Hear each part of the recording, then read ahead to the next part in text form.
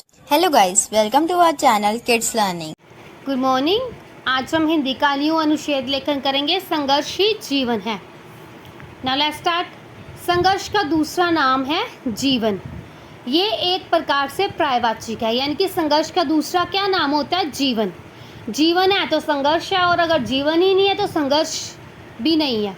ये एक दूसरे के पूरक भी। जीना तो उसी का है जिसने जीवन के सूत्र को समझ लिया। भयंकर से भयंकर और विपरीत स्थिति पर विजय पाने का एक ही रास्ता है, पूरे आत्मविश्वास के साथ बांधव विरोधों से जूझ जाना, संघर्ष करना।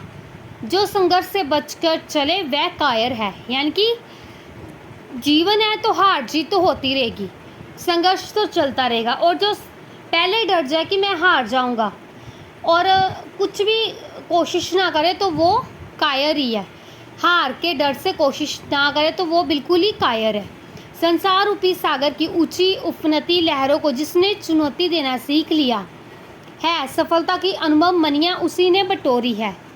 जो डर के किनारे बैठ गया वह तो जीवन का दाव ही हार गया। कबीर ने इसी भाव को इस तरह कहा है, जिन खोजा तिन पाया गहरे पानी पैठ। ये गहरे पानी में बैठ कर खोजना क्या है? यही संघर्ष अथवा चुनौती को स्वीकारना है। कर्म की आँच में तपना नहीं। क्या?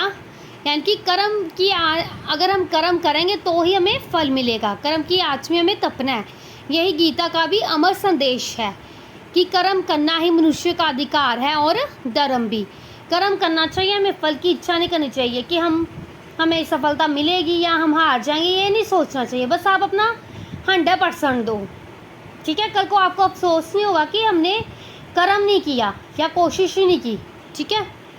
जीवन पथ पर चाहे सफलता मिले या विफलता यानी कि असफलता, संघर्ष करने का संकल्प शिथिल नहीं पड़ना चाहिए।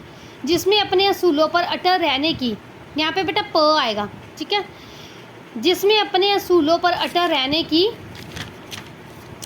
दृढ़ता है, जिसका संकल्प सच्चा है, वही विजयी होता है, वही जीतता है, ठीक है। जो दृढ़ संकल्पी होता है। जीवन में तो विपत्तियां सभी को सहनी पड़ती है, यानी कि मुश्किलें तो सभी को ही आती है।